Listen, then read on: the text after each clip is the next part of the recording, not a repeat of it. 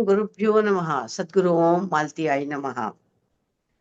आईनी हरिपाठ लिहिलाय, त्याच्यामध्ये आई म्हणतात, तुम्ही जण सारे संसारी तापला, दुःखाने गांजला सदैवची, सतत तुम्हाला प्रपंच जळवा, हे दुःख कळवा देवा लागी.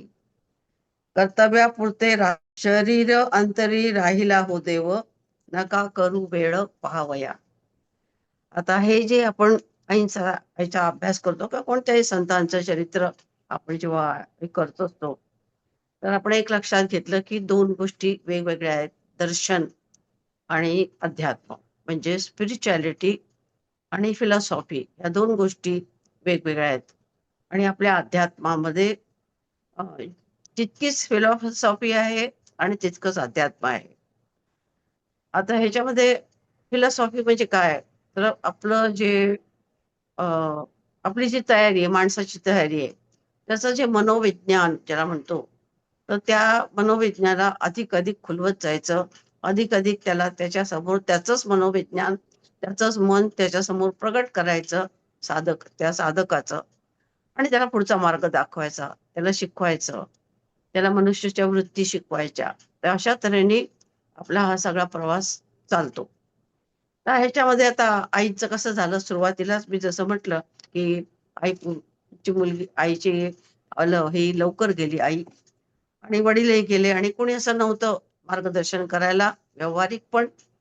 आणि जसं जसं आई ध्यानाला बसायला लागली, तर आसपास जवळपास असं कोणी नव्हतं की जे ध्यानाला बसवत होतं, ज्यांना ध्यानासंबंधी माहिती होती किंवा आध्यात्मिक काही त्यांना हे होतं, असं कोणीच नव्हतं. त्यामुळे मग आईला खूप हे व्हायचं की कोण मग मला मला कोण. तर मग आता असं असतं की कुठली गोष्ट गुरु आंतरिक आपली जाणत असतात. म्हणजे कसं, एखाद्या व्यक्तीला अगदी खूपच सगळीकडनं प्रतारणा मिळाली, अडथोडीत केलं गेलंय, आणि तो जेव्हा गुरुच्या समोर उभं राहतो, तर गुरु सगळ्यात पहिले त्याला प्रेमाने तू किती चांगला आहेस असं म्हणतात. आणि त्याला आश्चर्य वाटतं की एक मनुष्य मला चांगलं म्हणतोय, सगळे हजारो माणसं मला वाईट म्हणतात, एक असा हा मनुष्य आहे जो मला चांगला म्हणतो. तर इथे ते हे मनोविज्ञान आहे. तसंच आपल्याला आपल्या साधनेमध्ये हे जे आपले गुरु असतात, देव असतात, अध्यात्म असतं, ही वरची जी कॉस्मिक पॉवर आहे, ती आपल्याला अशी खुलवत जाते, सांगत जाते. तर आता सुरुवातीला कसं झालं की आईना स्वामीचं आता आईच्या पुस्तकात तुम्ही जर वाचलं ह्या कोण ऐकायची साधन गाथामध्ये, तर प्रत्येक पानावरती असं दर्शन झालं, असं दर्शन झालं, असं दर्शन झालं, असं आहे. तर कुणाला असं हे पण पडू शकतं, प्रश्न पडू शकतो, की इतकी आईंना दर्शनं होत होती आणि आपल्याला तर दर्शन होत नाही. तर तसं हे नाही आहे. हे जे आहे ओव्हर अ पिरियड, म्हणजे जवळ-जवळ 10 वर्षाची ही तपश्चर्या आहे. त्या तपश्चर्येमध्ये काय झालं, की रोजचं आता तसं तुम्ही आश्चर्य वाटेल, की यांच्या डायरीमध्ये कुठेही आमच्या मुलांचा किंवा कोणी पाहुणे आले किंवा त्यांचा काही उल्लेख नाही. डायरी म्हणजे आपण सर्वसाधारण असं नोंद करतो, की अमुक आला, अमुक गेला. कारण काही-काही वेळेला काही आश्चर्यचकित करणाऱ्या व्यक्ती पण येऊन गेल्या, की जी अपेक्षा नव्हती, आणि ते शोधत-शोधत आईकडे आले असं. तर असं झालं असताना सुद्धा आईने कधी त्या डायरीमध्ये लिहिलेलं नाही. त्याचं कारण असं, की आईंचा फोकस हे बघायसारखं तर आहेच. त्याशिवाय आईला वेळच नव्हता. त्यातल्या त्यात जे महत्वाचं आहे ते नोंद करायचं म्हणजे काय आजचा अनुभव. त्यामुळे आज तुम्हाला जो इतका हे आहे ते एवढं दिसतं, तर आईच्या डायरीमध्ये एक छोटासा पॅरा लिहिलेला, की आज मला असं दर्शन झालं, अमुक, अमुक, अमुक, अमुक, अमुक असं. तर तर हे एक लक्षात घेतलं पाहिजे, की जो महिना, दीड महिना कधी जातो, कधी 10 दिवस जातात, कधी 20 दिवस जातात, आणि मग ओव्हर अ पिरियड हे पुन्हा तुम्हाला पुढच्या स्टेपवरती नेलं जातं, किंवा तुम्हाला थोडंसं आणखीन ही चूक दाखवली होती, की आता तू इथे आहेस आणि तुला आणखीन धडपड करायला पाहिजे, आणखीन साधना करायला पाहिजे, असं दाखवलं जातं. तर मला ती शंका घेता कामा नये, की इतकी दर्शनं आपल्याला कशी शक्य आहेत का असं? म्हणजे खास करून हे पुस्तक वाचल्यावरती तर नक्कीच तुम्हाला वाटेल, आश्चर्य वाटेल, की कसं आईचं ते असं पण आयुष्य होतं म्हणून. तर आता हे घ्यायचं बघा कसं, की इतकं बारीक-बारीक लक्ष ठेवलं जायचं, की इतकं कधी-कधी जसं मी म्हटलं, की आईची तब्येत काय खूप तशी नाजूकच होती, आणि त्यात 6 मुलं, आणि मग सगळा तो हे सगळं सांभाळायचं. पण त्यावेळेला आपल्यासारख्या सगळ्या सोयी नव्हत्या. बटन दाबलं की काही कोणती गोष्ट, मिक्सर आहे का कुकर आहे का काय, काहीच नव्हतं. का फ्रिज आहे, फ्रिज सुद्धा नव्हता आमच्याकडे. तर मग अशा वेळेला कष्ट जास्त होते. वॉशिंग मशीन नव्हतं. तर हे सगळं असताना आईला खरंच दमून जायची आई. आणि आई ध्यानाला थोडंसं, "आई हे कर ना." तर ध्यानामध्ये बरोबर स्वामीजीने विचारलं, "काय झालं? तू ध्यान कमी केलंस का?" आई म्हणाली, "पाहू काय करू? मला होत नाही," म्हणाली आई. तर त्यांनी सांगितलं, "शरीराकडे बघू नको." आता बघा, पहिल्यांदा काय सांगितलं, की शरीराकडे बघितलं पाहिजे. उपाशी पोटी जेव्हा बसता कामा नये, हे असं सांगितलं. पण आता शिष्याला तयार करायचंय. शिष्य आता पावलं टाकू लागलाय आणि त्याला आणखीन चालवायचंय, त्याला त्याचे पाय घट्ट करायचे. त्याची मनाची संकल्पना दृढ करायची. तर साधं कसं सांगितलं, की तू शरीराकडे बघू नकोस. शरीर तर कधीच तुला साथ देणार नाही. ते तुला म्हणजे बाधा घालायचाच प्रयत्न करेल. तर तुझी साधना तू चालू ठेव. काही झालं तरी साधना आपली सोडायची नाही. अशा तऱ्हेने स्वामीजींनी सांगितलं. आता हे सगळं होत असताना जसं मी म्हटलं, की आईला वाटायचं, की मला कोण नाही. तर एकदा असं झालं, की माझ्या मोठ्या बहिणीचं लग्न होतं आणि सगळी लग्नाची तयारी झाली. लग्नाची तयारी झाल्यानंतर आम्ही निघालो आणि आम्हाला सगळं पैसा सगळ्याच बाबतीत टेन्शन होतं. मुलीचं लग्न म्हटलं की टेन्शनच असतं. तसं तेही टेन्शन होतं आणि मुख्य म्हणजे आम्ही दिल्लीहून नागपूरला जातो. नागपूरला मी कधी गेलेलो नव्हतो. नागपूरचे लोक काय सगळं तिथलं आम्हाला माहिती नव्हतं. तर हे पण थोडंसं आई-वडिलांना त्याचं थोडंसं चिंता होती आणि अशा ह्याच्यात जेव्हा हे झालं, सामान वगैरे भरलं आणि निघणार तर पहिल्या स्वामीजींचं दर्शन झालं. स्वामीजी म्हणाले, "अगं, गृहस्थ आश्रम मोठा कठीण आहे. पण कन्यादान त्याच्यापेक्षा खूप कन्यादान हे खूप पुण्यवंताची गोष्ट आहे. खूप खूप पुण्य मिळतं त्याने. तर तू चांगलं सत्कार्य करायला गेलीस, मनामध्ये भीती बाळगू नकोस. तू ह्यानी जा, आनंदाने जा." असं त्यांनी सांगितलं. मग आईने तात्काळ त्यांना म्हटलं, की "स्वामीजी, मी तर काय ह्या मुलीचं लग्न नाही करत आहे. तुम्हीच करताय. हे सगळं तुम्ही जबाबदारी तुम्हीच घ्यायची आहे. तुम्ही आमच्याबरोबर चला." आणि जेव्हा खरंच जायची म्हणजे आता घरात सगळं बॅगा वगैरे घेऊन निघालो, तर आमचं घर फर्स्ट फ्लोअरला होतं. तर आईला असं दिसलं, अंधुकसं दिसलं म्हणजे, की सगळ्यात पुढे स्वामीजी आहेत. जिना उतरताना आईला स्वामीजी दिसले. म्हणजे एक खात्री झाली, की स्वामीजी आपल्या बरोबर आहे. आणि पुढे तसा अनुभव पण आला.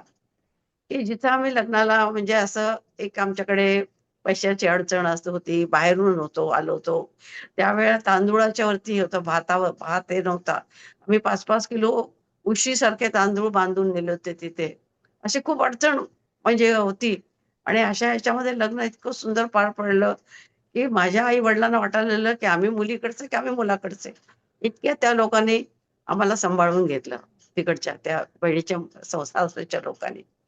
तर असं असं हे झालं. तसं दुसऱ्याच वेळेला असं स्वामीजीचं माझी बहीण आजारी होती. लहान होती ती 3-4 वर्षाची आणि हॉस्पिटलमध्ये याचा उल्लेख पुन्हा पुढच्या पुस्तकामध्ये पुढे पण येणार आहे. तर तेव्हा पण असं झालं, की स्वामीजी तिथे येऊन उभं राहिले आणि स्वामीजींनी आईची अडचण होती, ती अडचण दूर केली.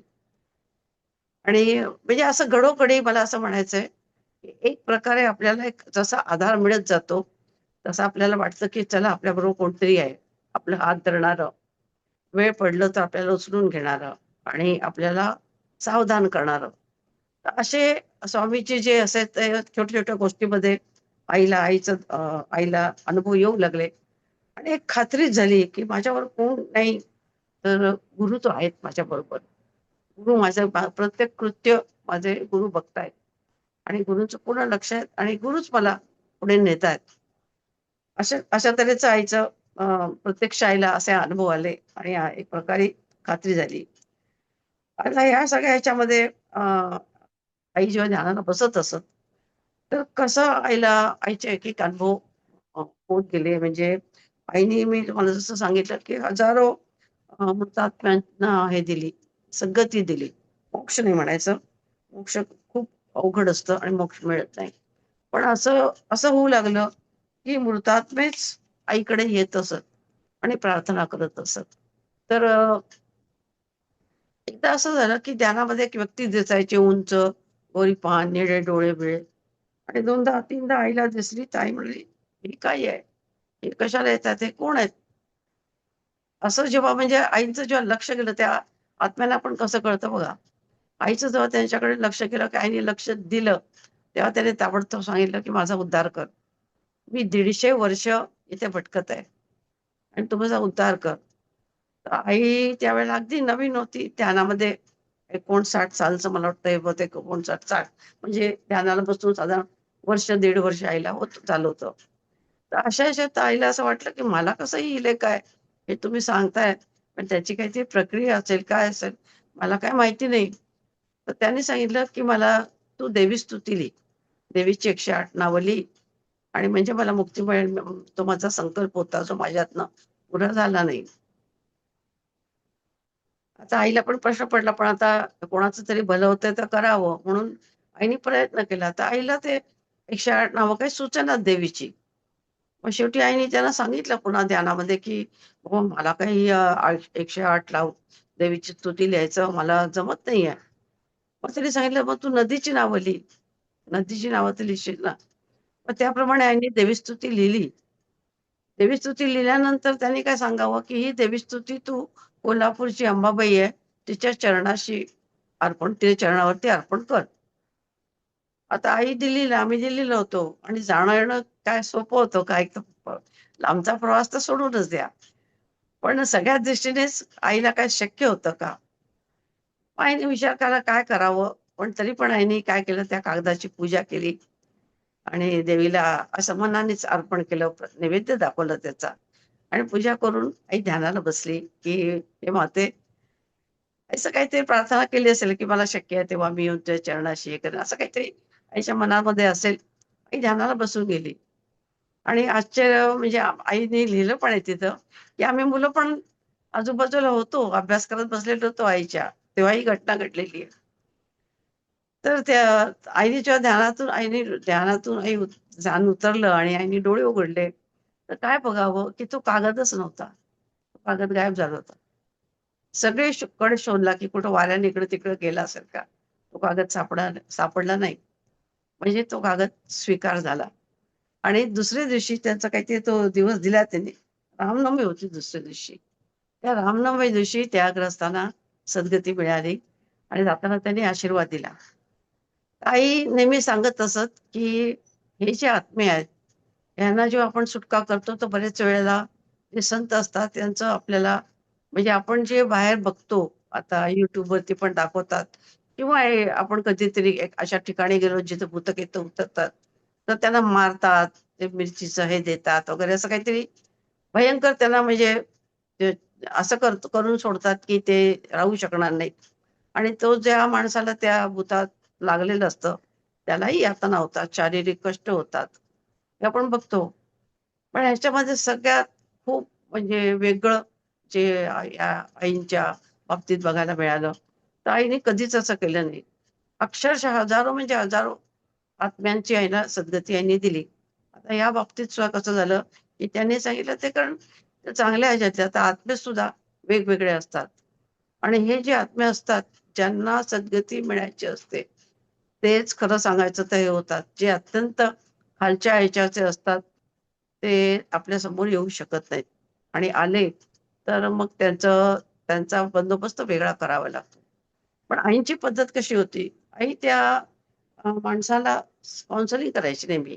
आई त्याला समजावून सांगायची, की "तू हे शरीर सोड आणि हे शरीर तुला असं वाटतंय, की तुला हे मिळेल, ते मिळेल. तर तुझं हे शरीराच्या माध्यमातून तुला काही तू त्याचा उपभोग घेऊ शकणार नाहीस." अशा तऱ्हेने आई करायच्या. तर ह्या ह्याच्यामध्येच त्याच्यामुळे त्या आई असं सांगायच्या, की काही वेळेला आपलं पुण्य खर्च करावं लागतं, अशा लोकांसाठी. पण ते जे आशीर्वाद देतात आणि बरेच वेळा जसं हे जसे संत होते एक प्रकारे ज्यांनी साधना चांगली केलेली होती. तर ते जाताना एकतर तुम्हाला थोडंसं मार्गदर्शन पण काहीतरी सांगतात किंवा कोणतरी अशी साधना सांगतात, की ज्यामुळे तुमची साधना आणखीन पुढे जाईल. तर म्हणजे मला काय म्हणायचंय, की आपल्याला आपल्या शास्त्रामध्ये किंवा गीतेमध्ये हे जे सांगितलंय, की भला कर. भला केल्याने आपलं पण भलंच होतं. हे जे आहे, हे प्रत्येक ठिकाणी, प्रत्येक ह्याच्यामध्ये साधं आहे, की झाडाला पाणी घातलं, तर त्याला फळ येतं. तर तशा तऱ्हेचं आपलं हे जे आहे, तर कुठेही आपण थोडंसं जरी सत्कार्य केलं, तर त्याचा आपल्याला हे होतं, उपयोग होतो त्याचा. तर ह्याच ह्याच्यामध्ये यांचं जसं हे झालं, तरी पण आईला म्हणजे शक्यतो अशा गोष्टी नको होत्या. पण हे म्हणजे मोठी आईलाच हे पण वाटायचं, की त्याबरोबर आईला अनुभव पाहिजे ना. आता पुन्हा अनुभव आणि अनुभूती वेगवेगळ्या आहे. अनुभूती म्हणजे जसं तुम्हाला सांगितलं, की हरिहर समजा तुम्हाला मी सांगितलं. आता तुम्हाला सगळ्यांना माहिती आहे हरिहर एकच आहे. माहिती आहे आम्हाला हरिहर एकच आहे. पण त्याची अनुभूती होणं, ही खूप वेगळी गोष्ट आहे. तर तसंच आईंचा ज्या संबंध प्रवास झाला, ते अनुभव आणि अनुभूती याच्यामधला आहे. याच्याबरोबर आहे. तर तो आपल्याला आपण जाणून घ्यायचा आहे. अनुभव आपण जाणून घ्यायचे आणि अनुभूती त्यातल्या आपल्याला शोधायच्या आईच्या. आता आईला संबंध या प्रवासामध्ये पूर्ण शरीराचं ज्ञान झालं. अगदी बारीक-सारीक. म्हणजे एखादा डॉक्टर सांगू शकणार नाही किंवा एम-आर-आय करताना आपलं सीटी स्कॅन केलं, त्याच्यात दिसणार नाही तितकं आई बारीक हे सांगू शकायची. तर एक-एक चक्र करत, एक-एक चक्र करत आई जशी वरती गेली, तर आता ह्याच्यामध्ये बघा कसं तुम्हाला हे होतं, की हे असतं ना, आपल्याला जाणीव करून देतात. आपण एकेका चक्रामध्ये जातो. अ, मूलाधार चक्र आहे, ह्याचं आहे. तर ती शक्ती आपल्याला जशी मिळत जाते, तशी ती सिद्धी आपल्याला प्राप्त होते.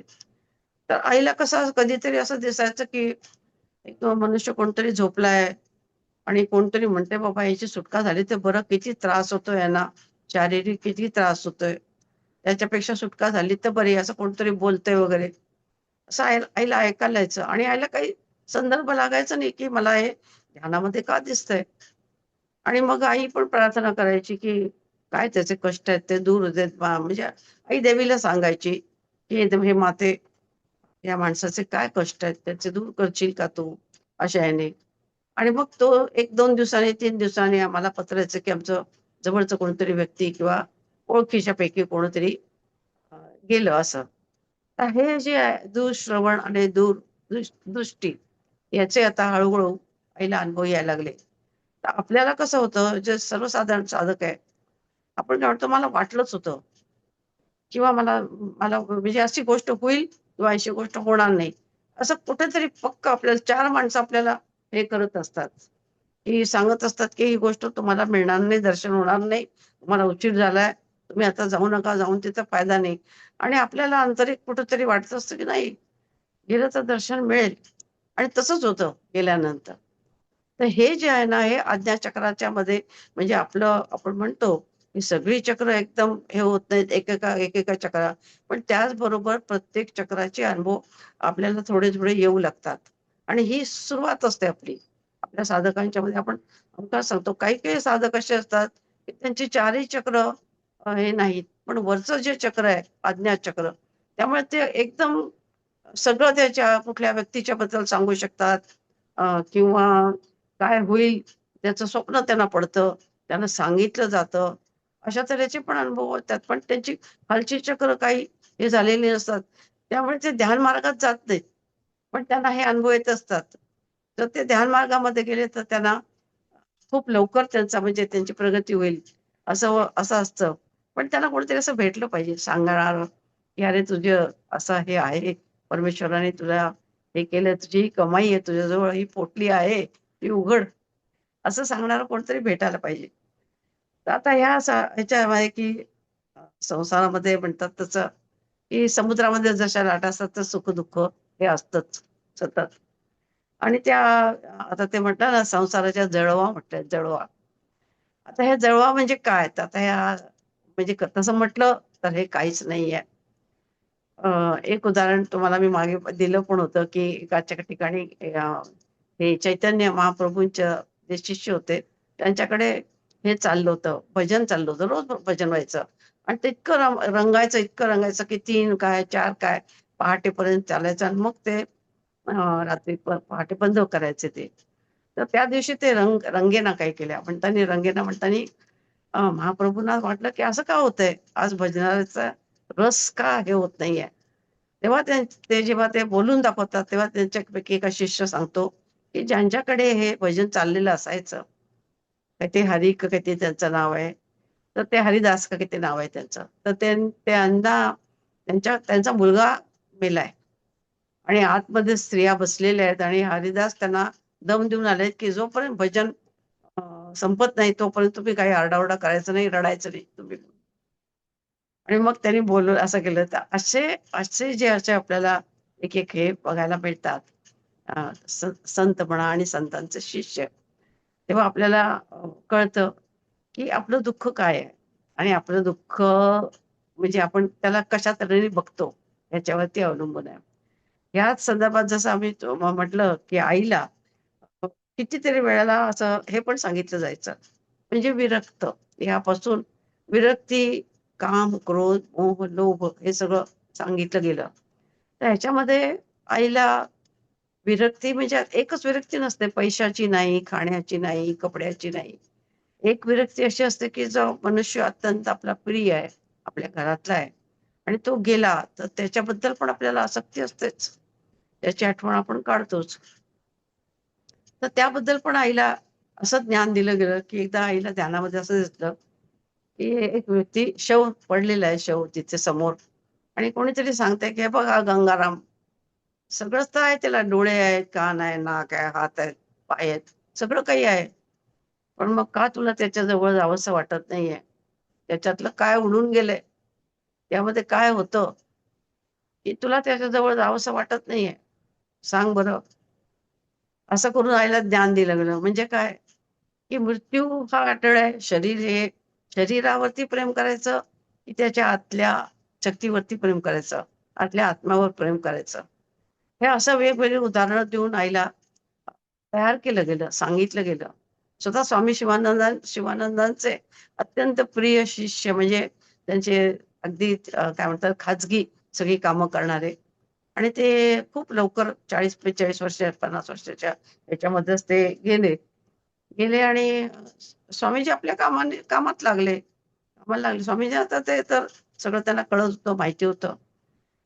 त्यामुळे त्यांनी आपली दैनंदिनी चालूच ठेवली आणि दुपारी 4 वाजता जेव्हा त्यांची डेड बॉडी न्यायची म्हणून उचलायला त्यांनी उचलणार, तोपर्यंत त्यांना असं दिसलं की स्वामीजी बाहेर आलेत काही कामाने. तर पण त्यांनी पळत-पळत एक जण सांगायला गेला स्वामीजींना, की "स्वामीजी, त्याला आता नेतायत. तुम्ही येता का?" स्वामीजी एक शब्द बोलले नाहीत. त्यांनी पाठ फिरवली आणि ते निघून गेले. त्यांचा अत्यंत प्रिय शिष्य. तर हे उदाहरण इतकं काय म्हणता एक समजूतदार याचं आहे, की आता काय आहे त्याच्यामध्ये जे मी बघू, हे आपल्याला कळलं पाहिजे. हे आपल्याला हळू साधक जो आहे, त्या साधकाला ह्याच गोष्टी नाहीत तर असं एक जे आईला सांगितलं योगिनीने, की हे अश्रू तुझे देवासाठी हे झाले पाहिजेत. म्हणजे तू ह्याच्यासाठी रडू नकोस. पण हे तयार कसं केलं? तर अशा तऱ्हेने शिकवत आईची मनस्थिती, आईचं मन तयार होत गेलं, की ही गोष्ट समजणं, की हो, आता ह्याच्यात काही राहिलेलं नाहीये. ह्याचा मला काही उपयोग नाही. जसं ऊसाचा आपण हे काढल्यानंतर चोथा राहिला, तर चोथ्याला कितीच आपण हे केलं, त्याच्यावर हात फिरला तर तो रस परत येईल का? तसं असतं. तर तसं आईला त्या त्या तऱ्हेने आईला ज्ञान दिलं गेलं आणि हळू आई वैरागी होत गेली. पण संघर्ष राहिला आईच्या ह्याच्यामध्ये ह्याच्यामध्ये थोडंसंच आईने दिलंय. पण कधी-कधी आईला असं वाटायचं कारण इतका आपण म्हणतो संसारामध्ये बारीक-बारीक गोष्टी इतक्या असतात आणि कोणाची शाळा, कोणाचं हे, कोणाचं बाळंतपण, कोणाचे जावई असं सगळं ते सगळं सांभाळणं इतकं कठीण होऊन जातं आणि आपलं लक्ष पूर्ण आईंचं त्या देवाकडे, त्या ध्यानाकडे, आज जो अनुभव आला त्याच्याकडे किंवा पुढच्या अभ्यासाकडे लागलेलं असायचं. खूप ओढाताण व्हायची. त्यात आईचं शरीर आईला साथ देत नव्हतं. असं सगळं असताना कधी-कधी आईला वाटायचं, की निघून जावं या घरातून. आपण एक कुठेतरी एकांतात निघून जावं. असा संघर्ष पण झाले. पण असा जेव्हा संघर्ष झाला, तेव्हा माझ्या वडिलांनी खूप चांगला पवित्रा घेतला. म्हणजे खूप चांगल्या तऱ्हेने तिला समजवलं, तिला शांत केलं आणि मग ते आमचं संबंध म्हणजे आम्हाला पूर्ण जशी आमची एक आपल्याला शरीराला एखादा हे झाला, की एक आमचं कुटुंब म्हणजे एक शरीरच होतं जसं काय. तर समजा शरीर झालं तर सगळं शरीर कसं त्या भागाला हे करायला लागतं. तसे आमच्या घरातले सगळेजण आईकडं पूर्ण लक्ष द्यायचे. आईशी बोलायचे, आईला सरबत करून दे, चहा करून दे. म्हणजे कुणीकडनं आईचा जो उद्वेग असायचा आणि कुणीकडनं आम्ही असं बघायचो, की आईच्या ते मनातलं जे आता संघर्ष झालाय किंवा दुःख झालंय, ते बाजूला होऊन आई ध्यानाला बसावी, काय करणार. आणि आई ध्यानाला बसली, की आई पुन्हा पूर्ववत होऊन जायची. तर हे जे पूर्ववत व्हायची म्हणजे काय? तर त्यावेळेला आईला ध्यानामध्ये काही ना काहीतरी असं सांगितलं जायचं. कधी-कधी तिची चूक दाखवायचे, तर कधी-कधी तिला खूप प्रेमाने समजवायचे. आणि हे आपल्या बाबतीत पण घडू शकतं. फक्त आपण ती जी अ, ती जी शक्ती आहे, त्या शक्तीला तितक्या जवळून बघत नाही. आपल्याला जर दुःख सांगायचं असेल, तर आपण ताबडतोब फोन करतो. "अगं असं झालं, काय करू?" वगैरे असं. तर नाही. जेव्हा आपल्याला कळलं, की आपल्याला कोणीच नाहीये, म्हणजे त्यांना सांगून काही उपयोग नाहीये. ते काय करणार? ते कसं कोणतरी आपला मुलगा बसलाय अमेरिकेमध्ये कुठे बसलाय. त्याला जरी तुम्ही सांगितलं, तो फार तर फार तो 2-3 तुम्हाला सजेशन देईल, पण तो करू काही शकणार नाही. पण करणारं कोण असतं? तर हा भगवान असतो, भगवंत असतो.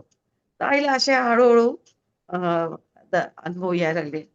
त्याचप्रमाणे आईला हळू निर्गुणाकडे पण न्यायला सुरुवात केली त्यांनी. तर ते प्रत्येक वेळेला त्यांनी मागे पण त्यांनी सांगितलं, की "तू पूजा कशाला करतेस?" म्हणून. 1-2दा, 3दा वेगवेगळ्या तऱ्हेने आईला सांगितलं गेलं.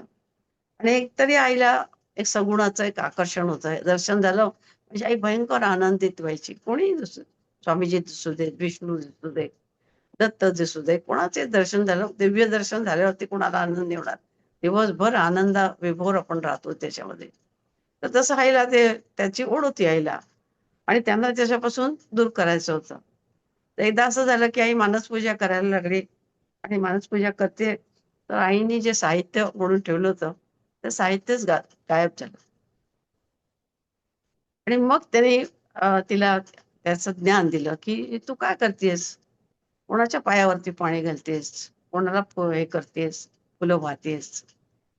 तू आणि हे सगळं आपण एकच आहोत ना? अहम ब्रह्मास्मी." हे जे आहे, हे आईला त्यांनी शिकवलं. आणि हे करताना आईने सांगितलं, की "नाही, मला याची खूप गोडी आहे." कारण आई कशी गृहस्थ आश्रमी असल्यापासून पहिल्यापासून पूजा-अर्चा ह्याची आवड पण होती आईला. तर ते सोडावंसं आईला वाटत नव्हतं. त्याच्यात जे आनंद मिळायचा, परमेश्वराशी आपल्याला बोलता पण येतं, पूजा करताना आपण पूर्णतः समर्पित होतो. हा जो आनंद होता, तर ते आईला सोडवत नव्हतं. तर त्यांनी हळू अशा तऱ्हेने वेगवेगळ्या तऱ्हेने तिला सांगून निर्गुणाकडे नेलं आणि मग निर्गुणाकडे नेल्यानंतर आईची हळू जसं मी म्हटलं, की चक्रांची आईची हे झाली अ, सुर सुरुवात झाली. तर तसं ज्या रेल्वेमधल्या ह्या हे होत्या बाई ज्या भेटल्या होत्या आईला सुरुवातीला योगिनी, तर त्यांचं पण कधी-कधी दर्शन व्हायचं आणि त्यांची बोलण्याची स्टाईल अशी होती, "काय भरपूर कमवलंस तू, चांगली लागलीस ध्यानाला आणि अजून तुला ते हे सुटत नाहीये." म्हणजे ते मग कसं असतं बघा पॅरलल. आता एका संतांनी सांगितलं तिला, की "तू निर्गुणाकडे वळ." पण दुसऱ्याला कसं कळलं म्हणून आपल्याला पुन्हा वाटतं, की तेच संत तेच सांगतात. दुसरा संत तिसरा येऊ दे, चौथा येऊ दे. म्हणून आपल्याला पटतं. शेवटी आपल्याला म्हणावंच लागतं, की सगळे एक आहेत. म्हणजे एकच शरीर आहे आणि फक्त त्यांचं काय म्हणतात त्याला, कधी असं वाटतं, की वेगवेगळे त्यांचे हे तर कधी वाटतं, की वेगवेगळी शरीर आहेत. पण त्यांचे हे एकच आहे. आत्मा त्यांचा एकच आहे असं वाटायला लागतं. तर त्यांनी ती पण अशी म्हणायची, "काय तुला पूजेमध्ये खूप हे वाटतं का? तुझ्या हृदयात काय आहे?" म्हणाली ती. "हृदयात कोणी दुसरं बसलंय का?" म्हणाली. तर अशा तऱ्हेने तिची शिकवायची हे होती. तर अशा अशा तऱ्हेने संबंध ज्याला आपण म्हणतो, की निर्गुणाकडे न्यायचं होतं. एक-एक पायरी पुढे न्यायचं होतं. तसे संत आणि आईचं साधना तर होतीच आईची. साधनेशिवाय काय नाही. कष्टाशिवाय काय नाही.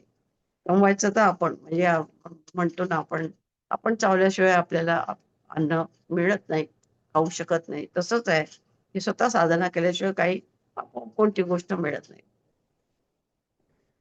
तर तसंच आता ह्या व्यवहारामध्ये पण म्हणजे खूप देवी-देवतांचं दर्शन व्हायचं. आई किती वेळा आणि कसं बघा आता काम, क्रोध, मोह, लोभ, मत्सर हे सगळं कसं ते ओढून आईला प्यायला लावत होते. तर कितीतरी वेळेला असं दर्शन झालं, की कुबेराकडे नेलं किंवा आणखीन एका ठिकाणी असं नेलं, की तिथे सगळे देव आहेत. विष्णू आहे, कृष्ण आहे, दत्त महाराज आहेत, ब्रह्मा आहे, सगळे देव आहेत तिथे बसलेले.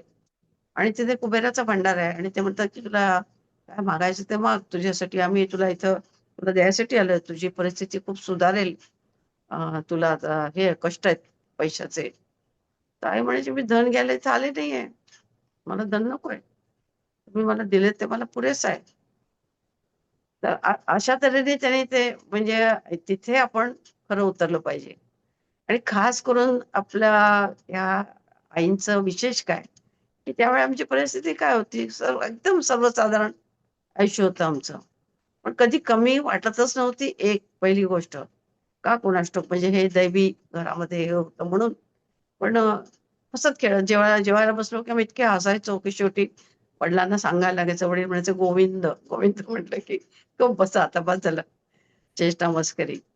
तर इतक्या तऱ्हेने आमचं काय असायचं साधं ते जेवणाकडे लक्षच नसायचं. बाकीचंच हे असायचं. जेवण साधंच असायचं. तर असं हे जे आहे तर या ह्याच्यामध्ये आईने कधी काही मागितलं नाही. पण तो आनंद म्हणजे जशी आई ध्यानाला बसायला लागली, तर आमच्या घरातले शारीरिक कष्ट म्हणजे कोण आजारपणाची होती. अगदी चिकट काय काहीतरी असं म्हणतात, की ते 2-2 वर्ष बरं होत नाही असे आजार किंवा घरातलं आनंदी वातावरण याच्यामध्ये कमालीचा फरक पडला. आर्थिक फरक पडला नाही. आर्थिकचा काही विशेष झाला नाही आणि पुढे पडला. पुढे माझ्या बहिणीने पण मी पण नोकरी करून शिकले. माझी बहीण पण नोकरी करून शिकली. मग पुढे खूपच वडिलांना थोडासा पैशाचा आधार मिळू लागला आणि झालं.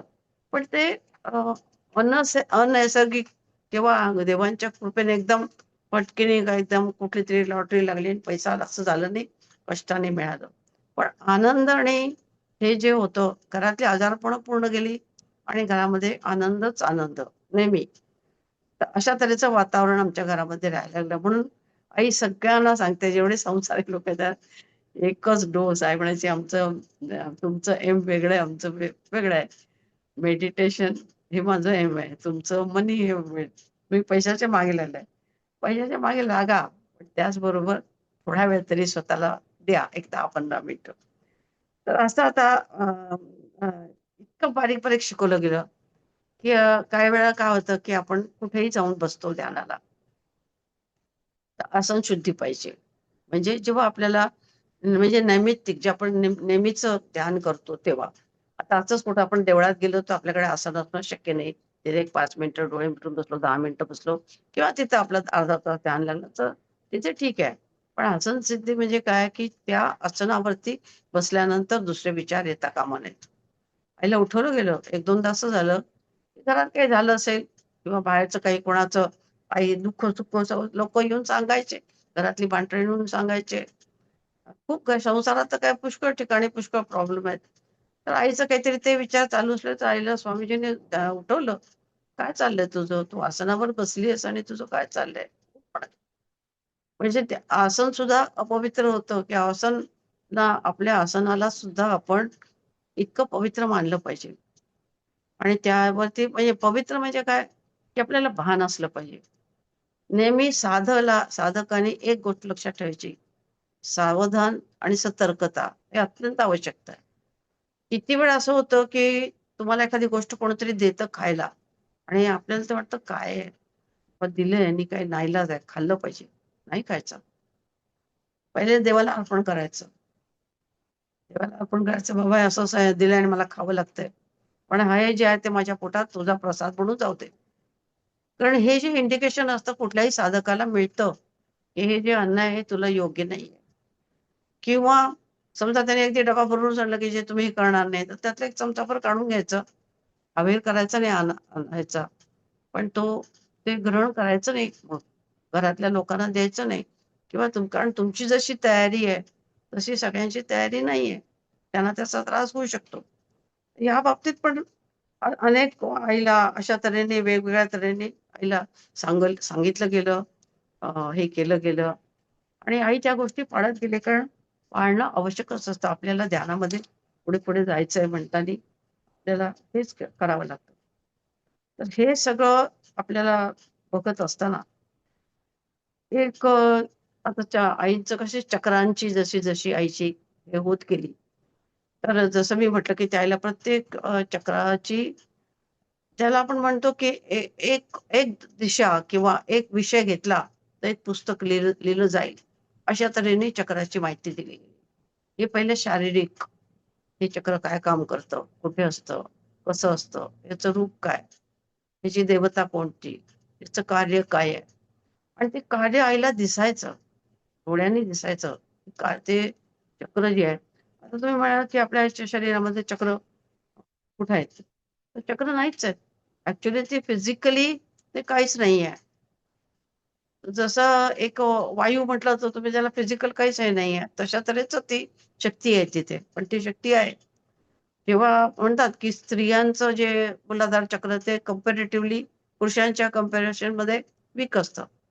आणि म्हणूनच स्त्रियांना जास्त गुडघ्याचे त्रास, पायाचे त्रास हे जे होतात ते स्त्रियांना होतात. म्हणून आपलं मूलाधार चक्र आपण अ, मजबूत केलं पाहिजे. त्याच्यासाठी व्यायाम आहे, त्याच्यासाठी मंत्र आहेत, त्याच्यासाठी अनेक उपाय पण आहेत त्याच्यावरती. खूप उपाय आहेत. पण ते ते आपण हे केलं पाहिजे आणि ते समजून घेतलं पाहिजे. हे सगळं ज्ञान आईला मिळत गेलं. आणि मग आज्ञाचक्राच्या पर्यंत तर आई गेली. आज्ञाचक्राच्या पर्यंत गेली. आईला वेगवेगळी ती दर्शनं झाली. ते सगळं सांगत गेले ते. आणि हे सांगत जात असताना मी जसं तुम्हाला सांगितलं, की ते आईला हे शिकवत गेले, की अहम ब्रह्मास्मी. स्वतःला ओळख. स्वतःची ओळख करून घे, की मी कोण आहे. आता हे करत करत असताना असं असतं, की आपलं जे अ, हे आहे प्रवास तो कसा असतो, की आपण पहिले काही वेळेला असं होतं, की आपण ध्यान रोज लावलं पाहिजे मात्र. रोज आपली साधना पाहिजे आणि ते योग्य तऱ्हेने पाहिजे. पण जर तसं आपण खूप तीव्रतेने आणि चांगल्या प्रकारे साधना करत गेलो, तर सगळ्यात पहिले आपल्याला काही वेळेला आपले जन्म दिसतात मागचे. जरुरी नाही की अगदीच मागचा जन्म दिसेल. काही वेळेला दिसेल. पण मागचे जन्म कोणते दिसतात? ज्या जन्मामध्ये तुमच्यामध्ये काही अलौकिक घटना घडली आहे किंवा तुमच्यावरती आघात झालाय. पुण्याला एक बाई होत्या, त्या आईकडे आल्या. त्यांची खूप मोठी संस्था वगैरे आहे आणि त्या आईला सांगायच्या, की "आई मी ध्यानाला बसते, पण मी ध्यानाला बसले, की मला थोड्या वेळाने कोणीतरी पाठीमागं जोरात मला मारल्यासारखं होतं. माझं ध्यान भंग होतं." चांगली साधिका होती बाई ती, पण तिला असा त्यांना तसा त्रास होता. आणि मग आईने आमच्या तपोवनात आल्यानंतर त्यांना ध्यानाला बसवलं. ध्यानाला बसवलं आणि आईने पाहिलं, तर तिला मागच्या जन्मात खरीच तिच्याबरोबर अशी घटना घडली होती. आणि ते इतकं तिला कारण ध्यानामध्ये कोणताही आपल्यावरती जो हे होतो, इम्पॅक्ट होतो, तो खूप डीप असतो. तर त्यामुळे ती चांगल्या ध्यानामध्ये म्हणजे चांग चांगल्या तऱ्हेचं ध्यान तिचं लागलेलं असताना तिच्यावरती असा आघात झाला. तर ते इतकं तिच्या डीप त्या ह्याच्यापर्यंत गेलं, की ती स्मृती तिला राहिली आणि त्यामुळे ती घाबरून जायची. तिचं मन तिला सांगायचं, की आता कोणतरी येईल मारायला म्हणून. मग आईने तिला काही साधना करायला सांगितली. आईने काही तिच्यासाठी काही केलं आणि ते गेलं त्यांचं. पण हे अशा घटना आपल्या चांगल्या किंवा वाईट झालेल्या असतात. ते जन्म आपल्याला दिसतात. आणखीन आपण मागे जातो, आणखीन आपण मागे जातो. मग आपल्याला मूळ स्वरूप दिसतं. मूळ स्वरूप म्हणजे असं आहे, की ब्रह्मांडामध्ये ज्या शक्ती आहेत, ओम हा हे मुख्य आणि त्याच्यापासून हे सगळे ब्रह्मा, विष्णू, महेश आणि ह्या सगळ्या शक्ती निर्माण झालेल्या आहेत. तर त्या कोणत्या ह्याच्यापासून आपली उत्पत्ती आहे, ती देवता आपल्याला कळते. आणि मग आपल्याला समजतं, की अरे हीच मी, हीच मी. किंवा त्या देवतेच्या आयुष्यामध्ये जी घटना घडलेली असते, ते तुम्हाला असं ध्यानात दिसतं, की माझ्या बाबतीतच हे घडलंय ही घटना. म्हणजे मग आपल्याला समजतं, की हे जे आहे हीच मी आहे म्हणून. तर अशा तऱ्हेने वेगळ्या-वेगळ्या तऱ्हेने अगदी जरुरी नाही, की ध्यानातच होईल. कधी असं जाईल, की तुम्ही देवळात जाऊन उभं राहाल आणि देवळातलं दर्शन घेता-घेता तुम्हाला असं वाटेल, की तिच्या अंगावर जे काय वस्त्र घातलेत, हार घातलेत, सोनं घातलंय, ते सगळं माझ्या अंगावरतीच घातलंय. जणू काय माझ्या अंगावरच घातलंय. ती अनुभूती मी घेतीये. असं वाटतं. आणि मग तेव्हा तुम्ही समजलं पाहिजे होतं काय, की आपल्याला आत्मदर्शन आणि आत्मबोध हे झालेलं आपल्याला कळतच नाही. तर हे असतं, की आपला जो जन्म आहे, तो कशापासून झालाय? माझं स्वस्वरूप काय आहे? हे आपण ध्यानामध्ये जाण्याचा प्रयत्न करायचा. आईचं स्वस्वरूप पार्वती स्वरूप होतं. हे आईला कळलं. ध्यानातच कळलं. आणि मग हे कळल्यानंतर आई तर पहिल्यापासून शिवभक्त होतीच म्हणजे काही लहानपणापासून शिवाचीच त्यांच्याकडे हे होती उपासना आणि शिवभक्ताई होतीच. पण त्याबरोबर पार्वती स्वरूप म्हणजे काय? ह्याचं पण तिला हळू ज्ञान झालं. आज्ञाचक्रापर्यंत गेली आणि मग आई सहस्रारपर्यंत गेल्या. सहस्रारपर्यंत गेल्यानंतर त्याने सांगितलं, की "मोज इथल्या पाकळ्या, बघ किती पाकळ्या आहेत ते." तिथं सहस्रदल कमल आहे आणि सहस्रदल कमलामध्ये अशी मोकळीची जागा आहे तिथे. एक प्रकारचं तळं म्हणा तुम्ही, ते तळ आहे आणि त्या तिथपर्यंत तर आई पोहोचली आणि त्यांना आईला ज्ञान झालं. आता ह्याच्याबरोबर शारीरिक ज्ञान कसं झालं, मी तुम्हाला मागच्या ह्याच्यामध्ये सांगितलं पण. की आईला मेंदूचं त्यावेळेलाच ह्या जी सहस्रारवरती आई पोचली त्याच्यानंतरच मेंदूचं आईला इतकं बारीक ज्ञान झालं, की आईने हातामध्ये तो मेंदू घेऊन घेऊन बघितला, असं आई वर्णन करायची. आई म्हणायची असे काजूचे जसे हे असतात बारीक-बारीक आकार तसा आकार आहे आणि दाबलं तर मऊ आहे ते. मऊ लागतं ते आणि त्याचा रंग पांढरासारखा आहे. पांढरा थोडासा ग्रेइश असा कलर आहे. त्यात सुद्धा बारीक-बारीक रक्ताचे हे दिसतात म्हणाली आणि ओशोंच्या ह्याच्यामध्ये आहे वर्णन आहे. ओशो असं सांगतात, की तिथे एक अशी तिथल्या ज्या शिरा आहेत, त्या इतक्या लहान आहेत, इतक्या सूक्ष्म आहेत, की समजा की तुम्ही हजारो त्या एकत्र केल्यात, एक केसा इतकी जाळी होईल त्याची. इतकं आपलं आपलं शरीराला का जाणून घ्यायचं आपण? ते ह्याच्यासाठीच की परमेश्वराने आपल्याला काय दिलंय आणि त्याची आपण काय किंमत करतो? साधना का करायची? ध्यान का लावायचं? शरीराला का चांगलं ठेवायचं? हे आपल्याला कळलं पाहिजे. आणि खरंच सगळं अद्भुत आहे. शरीरच अद्भुत आहे. म्हणजे आपण म्हणतो ना चमत्कार, चमत्कार बघा. आपण डोळे उघडतो, बंद करतो तोही चमत्कारच आहे खरं सांगायचं तर. आहे ना? कसं शक्य आहे? जर हे झालं नाही, डोळे उघड बंद झालेच नाही तर काय तुम्ही काय करणार? तर असं चमत्कार ह्याच्यामध्ये खूप आहेत. पण अशा बाहेरच्या चमत्काराच्या बाहेर न लागता आपण अंतर्मुख होऊन हे पण आईला हळू सांगत सांगत गेलं, की दरवेळेला आईला ते बरोबर त्या ह्याच्यावरती नेत असत. आणि या ह्याच्यामध्ये काय व्हायचं, की येणारे लोकं तर सांगणार ना, की अहो अमुक एक साधू हे आहेत, संत आहेत. तुम्ही त्यांना भेटायला चला, ते तुम्हाला हे करतील, अमुक करतील वगैरे, वगैरे. आणि आईला प्रश्न पडायचा, की म्हणजे आईचं जाणं जाणं असं नकोच असायचं आईला.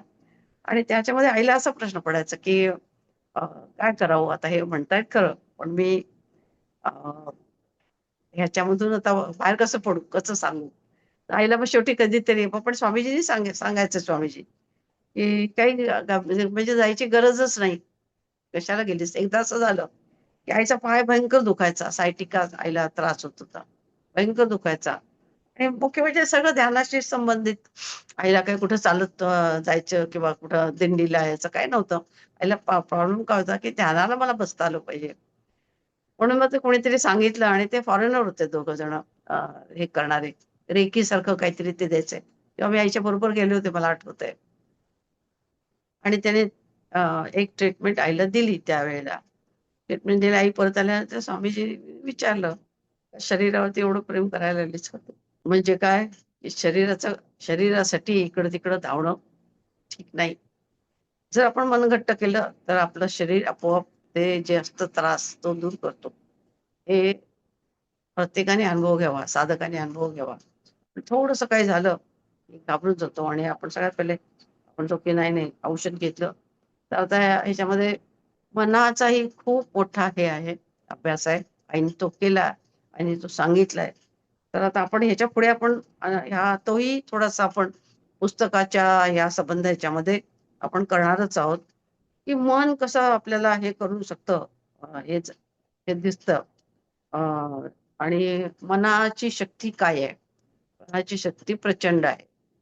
तर ही शक्ती आपण ओळखायला आई आपल्याला सांगतात, गुरु आपल्याला सांगतात, गुरु आपल्याला तयार करतात. आणि आता हे का स्वामीजी ओरडले? स्वामीजी स्वतः डॉक्टर होते. ते मलयामध्ये ते 3 हॉस्पिटल्स चालवत होते. आणि त्यांनी सगळ्यात पहिले इथं आल्यानंतर ऋषिकेशला हॉस्पिटल उघडलं. का? तर ते जे तेव्हा लोकं पायी यात्रा करणारे लोकं होते, त्यांना कोणतं मेडिकल ट्रीटमेंट मिळायचीच नाही. मेडिकल काही फॅसिलिटीज नव्हती. तर ऋषिकेश हे हिमालयाच्या पायथ्याशी आहे. तर त्यांना जाताना काही औषधं वगैरे काही लागली, तर त्याच्यासाठी म्हणून स्वामीजींनी स्वतः हॉस्पिटल उघडलेलं होतं. आणि सगळ्या यांची सेवा ते अशा तऱ्हेने करत होते. पण हे कसं काय म्हणतात त्याला, आईला का रागवले ते? त्याच्यासाठीच की ह्याच्यात त्याच्याकडे जाणं म्हणजे एक प्रकारची थोडी अशुद्धी पण असते. आणि तू त्याच्यासाठी लाचार होऊ नकोस. शरीरासाठी नको होऊ लाचार, असं पण सांगितलं गेलं. दुसरं आता आईला हळू असं सांगितलं गेलं, की सेवा. तुला सेवा करायची आहे.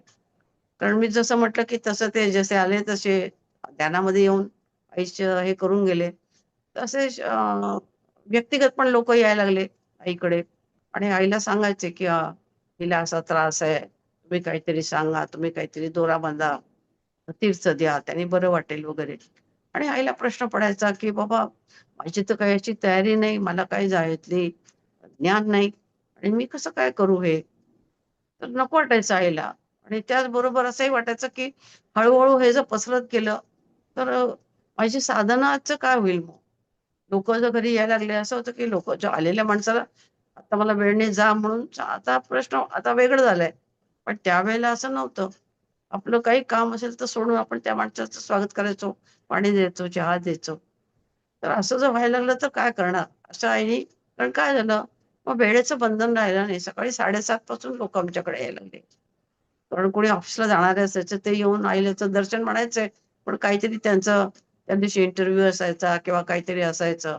म्हणून त्याचं 7:30 पासून लोकं यायला सुरुवात व्हायची ते रात्रीपर्यंत. तर हे जे झालं ते आईला नको होतं खरं सांगायचं तर. पण तेव्हा त्यांनी आईला सांगितलं, की नाही तुला आता लोकांच्यासाठी हे करायलाच पाहिजे. आणि मग त्यांनी वेगवेगळी उदाहरण दिली आईला. जसं मी तुम्हाला सांगितलं शेतकऱ्याचं जसं उदाहरण दिलं, तसंच त्यांनी सांगितलं, की आणि आईला काही असं म्हणजे वाईट पण काही वेळेला हे झाले, अनुभव आले या लोकांचे. तर त्यांनी सांगितलं, की "हे बघ गुलाबाचं फुल आहे त्याला काटे आहेत आणि म्हणजे प्रत्येक गुलाबाचं फुल आहे त्याला काटे आहेत. तसं साधकाने आपल्याला स्वतःला संरक्षण मिळवून घेतलं पाहिजे." अशा त्यांनी 2-3 उदाहरणं दिली, की साधक जो आहे त्याला हा अशा तऱ्हेचा त्रास होणारच. पण त्यांनी आपलं ह्याची जी सेवा आहे ती सोडायची नाही. आता स्वामीजी कसे डॉक्टर होते. ते सर्वतोपरी वेगवेगळ्या तऱ्हेने सेवा करू शकत होते. तर आईला त्यांनी ही सेवा दिली, की लोकांचं दुःख दूर कर. हे ग्रस्त आश्रमी लोकं आहेत, त्यांचं दुःख कर.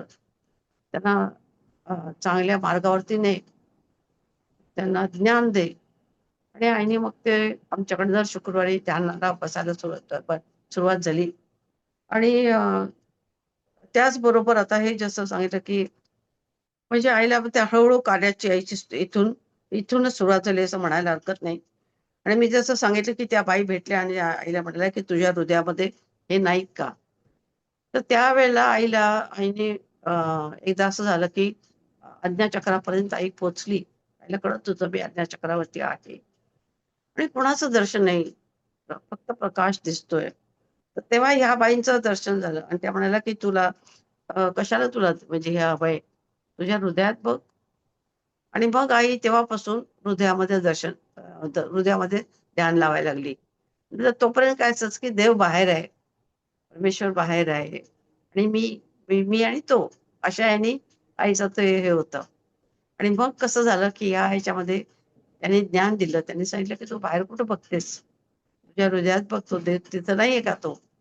आणि मग आईला तिथे आपल्या हृदयातच ओंकाराचं दर्शन झालं. तर आता हे इतकं दर्शन झाल्यानंतर सुद्धा आईला अजून खऱ्याच अर्थाने आत्मदर्शन झालेलं नाहीये. आता पुढे येईल ते आत्मदर्शनाचं. तर म्हणजे पूर्ण ते कमळ फुललं वगैरे ते पुढे त्याचा हे येईल संदर्भ. आणि मग इथे तिला आईला ओंकार दिसायला लागले. ओंकारामध्ये 3 रंग दिसायचे आणि अत्यंत तेजस्वी. आता हे 3 रंग म्हणजे काय? सत्व रज तम, लाल, पिवळा आणि निळा. आणि तुम्हाला गंमत वाटेल की प्रिंटिंग मध्ये पण हे तीनच कलर आहेत. हजारो त्याच्यापासून 3 रंगापासून आम्हाला कॉलेजमध्ये असताना आम्ही चित्रकलेचं हे केलं मी. तर त्याच्यामध्ये कॉलेज आम्हाला सगळ्यात पहिले कलर व्हील बनवायला सांगतात. कलर व्हील म्हणजे काय करायचं, 2 पिवळे ब्रश, 1 निळा ब्रश त्याची शेड करायची. मग 2 निळे ब्रश, 2 पिवळे ब्रश म्हणजे समसमान कलर घ्यायचे 2. ती एक शेड बनवायची. असं 1200 ह्याचं कलर शेड आम्हाला बनवायला शिकवतात. ते म्हणजे कसं कलरचं कॉम्बिनेशन कसं होत जातं आणि किती कलर त्याच्यामधून 3च रंगामधून किती रंग तयार होतात. तर तसंच आहे जे 3 गुण आहेत त्या गुणापासून अनेक जे आपल्यामधून काम, क्रोध, बोध सगळं काय जे आहे ते उत्पन्न झालेले आहे आणि त्या ह्याच्यातूनच सगळं कधी कोणाचं रज हे तेज असतं जास्त, कोणाचं सत्व असतं, कोणाचं तम असतं आणि त्या बाकी जोडीला ते त्यांच्या दोन्ही असतंच. आणि म्हणूनच तुम्ही बघाल की कधी-कधी अत्यंत गुन्हेगारी वृत्तीचा माणूस जर देवाकडे वळला, तर त्याची साधना पण तीव्र होते. एखादा माणूस तो सात्विक असतो, तो बिचारा जन्मापासून साधनाच करत असतो. देवाचं नावच घेत असतो. पोथ्या वाचत असतो, सगळं करत असतो. पण त्याला जे प्राप्त होत नाही, ते एखाद्या अशा माणसाला मिळतं. कारण धारणाशक्ती. त्याची धारणाशक्ती इतकी तीव्र असते तमोगुणीची. त्यामुळे तो जेव्हा एखादी गोष्ट ठरवतो, समजा त्याला सांगितलं 24 तास तू पैसे एका ठिकाणी जप कर, तर तो करेल. पण जो सत्व गुणाचा आहे त्याला ते जमणार नाही. त्याचं शरीर त्याला शरीर म्हणा, मन म्हणा, कारण तो सात्विक प्रवृत्तीचा पण त्याच्याबरोबर तो कोमल आहे. त्याच्यामध्ये तितका तो घट्टपणा नाहीये, दृढता नाहीये. तर म्हणून आपण जे एकच आपण जे जप आणि हे करत राहतो, त्याच्यातून आपल्याला काय मिळतं, हे आपल्या या पुस्तकामध्ये पुन्हा-पुन्हा आपल्याला बघायला मिळतं, की आज जे आहे ते उद्या नाही. उद्या जे आहे ते आणखीन पुढे, आणखीन पुढे, आणखीन पुढे. त्याला अंत नाहीये. असं हे करतच जायचंय आपल्याला. शेवटपर्यंत करत जायचंय. म्हणजे आई 84 वर्षाची, 85 वर्षाची आई ध्यान करत नव्हती का? करत होती. ध्यानालाही बसत होती. न चुकता पहाटे ध्यानाला बसत होती. तर हे बसत होती म्हणजे काय? नुसतं it was not exercise, it was not व्यायाम, की चला आता 10 मिनिटं बसूया. नाही. त्याच्या पुढचं काय? म्हणजे त्याच्या पुढचं काय? तर हे साधकाच्या ह्याच्यामध्ये हे आपण आपल्याला लक्षात आलं पाहिजे, की तुम्ही रोज पोथी वाचता, हे करता, ठीक आहे. पण त्या पोथीचा बोध, त्या पोथीपासून मला काय मिळतंय? ही पोथी वाचली आणि नाही वाचली तर काय फरक पडतो? हे आपण म्हणजे मला काय म्हणायचंय, की ह्या आईच्या संबंध पुस्तकामध्ये पुन्हा-पुन्हा तिला जे कोणी भेटले संत महात्मे, त्यांनी तिला हेच सांगितलं, की सतर्क राहा. सतर्क राहा आणि डोळे उघडून बघ. तुझे जे जे काय आहे भान ठेवायचं, प्रत्येक गोष्टीचं भान ठेव. आसनापासून, आहारापासून, बोलण्यापासून सगळ्या बाबतीमध्ये तिने आईला भान ठेवायला शिकवलं. आणि ते सांगतात ना, तर ते तर इतकं त्याचं हे असतं, काय म्हणतात ते आपल्या इतकं हृदयात जातं, की ते का कोणास ठाऊक असतं त्यांनी सांगितलं, की मला वाटतं असं होतंच. असं काहीतरी मला काही-काही वेळा वाटतं. कारण त्याची ती शक्ती असते आणि त्यामुळे आई तशी घडत गेली. अ, रागाच्या बाबतीमध्ये, ह्याच्याच्या बाबतीमध्ये कधी तिला मग त्यांनी क्रोधचं पण सांगितलं, की क्रोध सुद्धा चुकीचं असेल तिथं क्रोध आलाच पाहिजे. म्हणजे इतकी पण गलित गात्र तू होऊ नको. 1-2दा असं झालं, काही याच्या ध्यानाच्या वेळेला आईच्याकडनं काहीतरी चूक झाली, त्याने क्षमा मागितली. क्षमा कशाला मागतेस? असं विचारलं त्याने. म्हणजे इतकी पण अशी हे होऊ नकोस, त्याची-पेची होऊ नकोस. झाली चूक, ठीक आहे. पण पुढे चला. तर अशा तऱ्हेने आपण इतकं पण म्हणजे समर्पण आपण म्हणतो आणि मी तुझ्या पायाचा दास म्हणतो. पण दास म्हणजे गुलामी नाही. दास म्हणजे मी तुमचा सेवक आहे. मी तुमची सेवा करेन. हर तऱ्हेने माझी जशी माझी कुवत आहे. तुमची सेवा करायची माझी कुवत आहे. हे आपण लक्षात ठेवलं पाहिजे. आणि तेच आईच्या ह्या आता पुन्हा-पुन्हा जे आईला सांगितलं गेलं त्या ह्याच्यामध्ये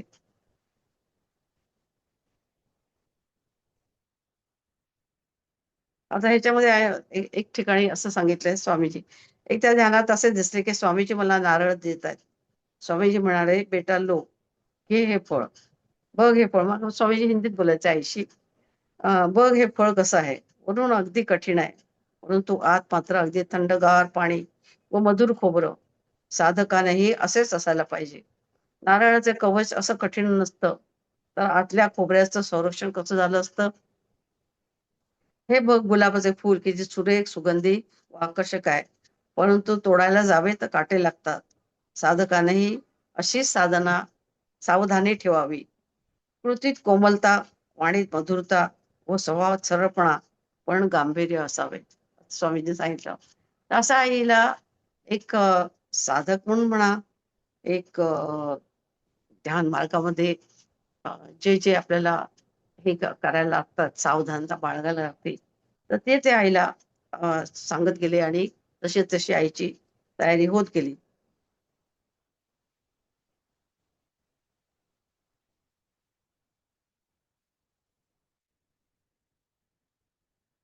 तीच गोष्ट प्रेमाची.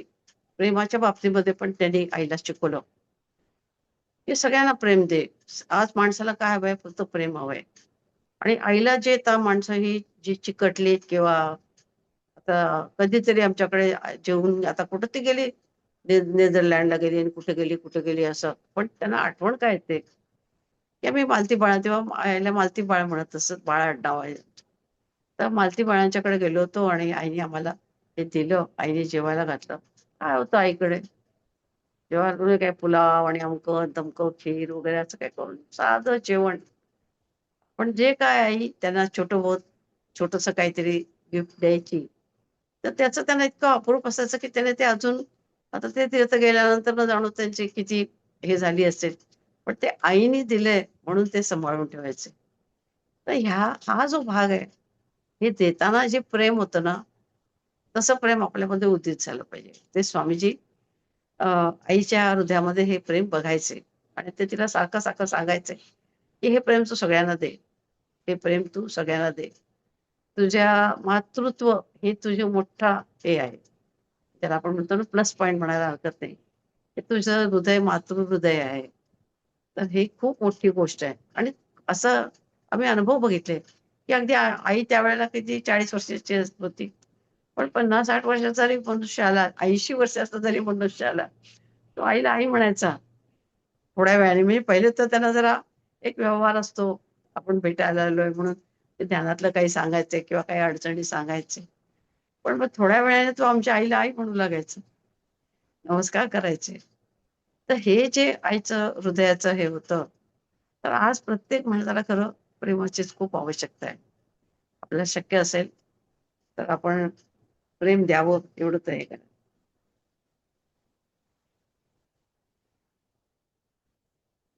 ताईने आपल्या लहानपणीचे सांगितलं. तर असं आहे, की आपण म्हणतो, पण आईला लहानपणी पण काही असे अनुभव आलेले, की एकदा तर म्हणजे आमच्या घरामध्ये हे आहे, बाळ बाळ परिवारामध्ये, की आम्ही जे बाळ कुटुंब आहे, ते अगदी थोडे आहेत बाळ आडनावं.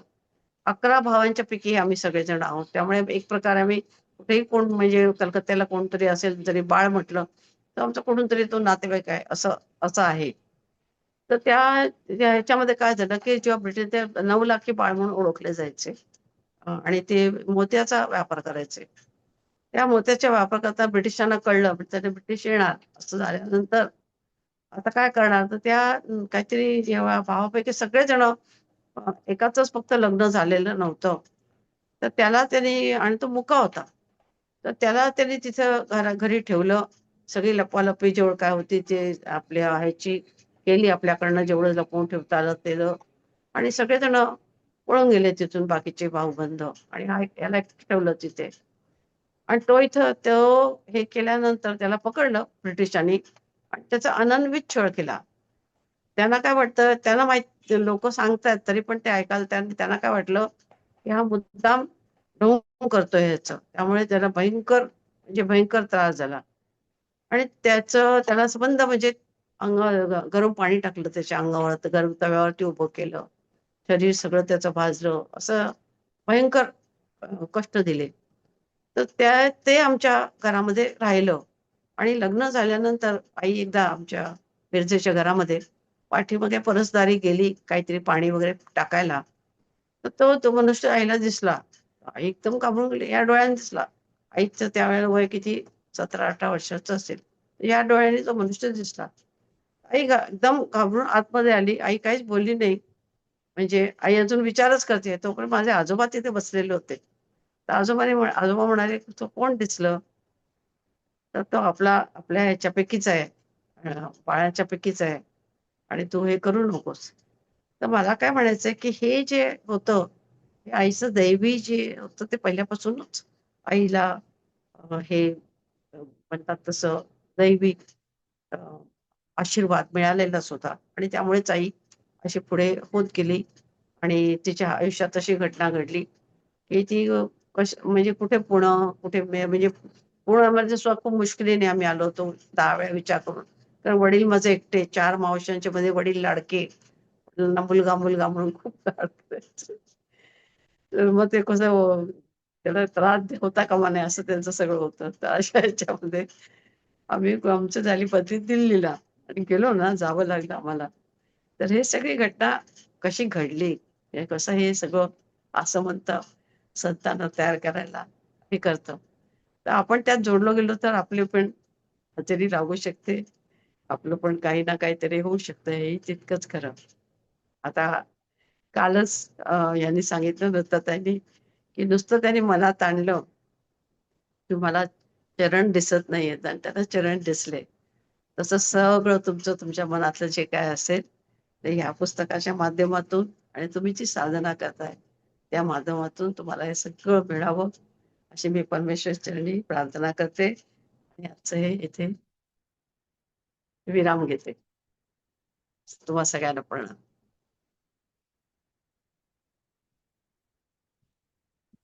ताई नमस्कार, हरिओम प्रणाम. आज पांढरा प्रकाश आहे का? तू काही दिवा लावलाय का तुमच्या मागे? खूप तुमच्या डोक्यावर प्रकाश आहे असं. एक आणि दिवा मी वाचायसाठी म्हणून लावलाय, एक लावलाय दिवा.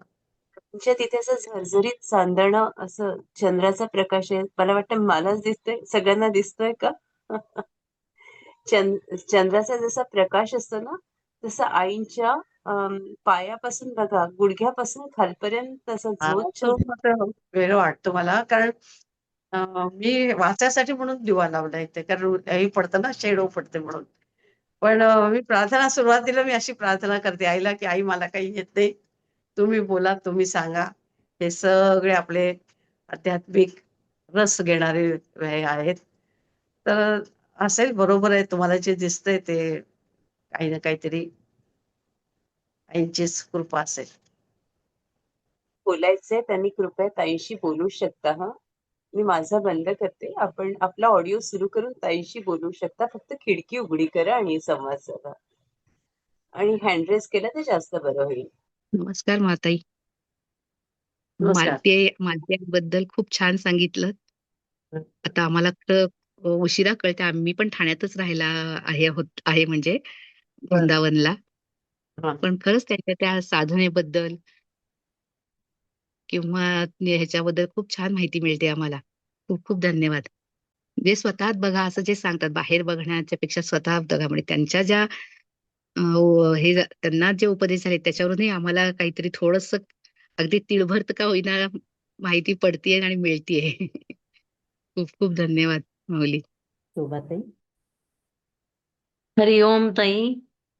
खूपच हरिओम. नाविन्यपूर्ण माहिती मिळाली आणि अम, अगदी म्हणजे साधं जीवन जगत असताना सुद्धा एवढी साधना त्यांनी केली आणि ती खरंच आपण खूप भाग्यवान आहात की अशा माता-पित्यांच्या पोटी जन्माला आलात आणि ते सगळं तुम्ही एवढं जतन करून ठेवलंय. त्यांचा वारसा पुढे चालवताय. खूप छान ताई. खूपच छान. खूप धन्यवाद.